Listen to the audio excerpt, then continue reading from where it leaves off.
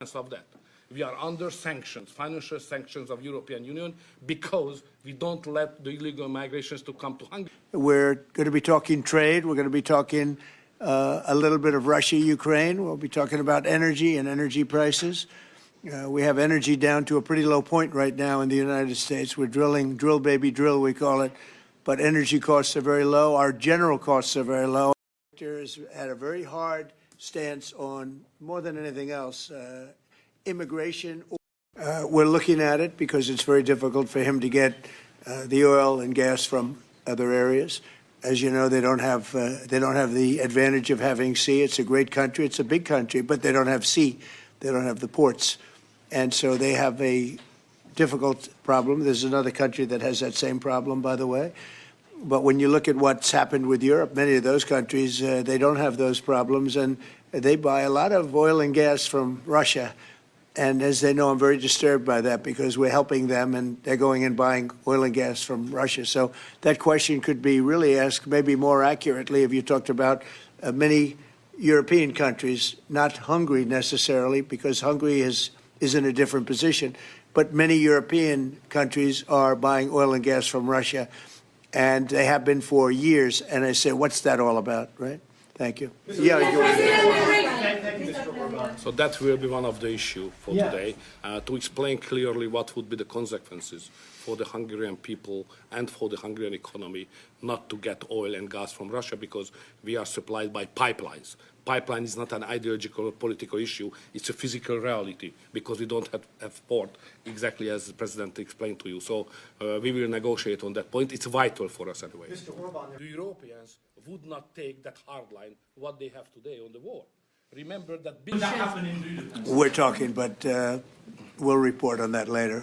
Meetings with Putin. We were talking about that with Viktor. He understands Putin and knows him very well.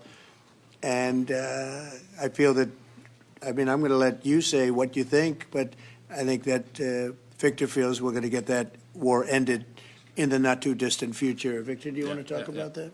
Well, I'm strongly convinced. So the question is whether we Westerners are unified or not. The problem is that the President has huge peace efforts, which are just splendid and very positive for the European continent and all the peoples of Europe. But at the same time, we are not unified because Brussels and the Europeans has a different approach to the war. So the only pro-peace government is the United States government and the small Hungary in Europe anyway. All the other governments prefer to continue the war because many of them think that Ukraine can win on the front line. It's solved, along with the 8 wars that we've already ended. To both of you. So you would say that Ukraine cannot win that war? You know, miracle can happen. Yeah. That's right.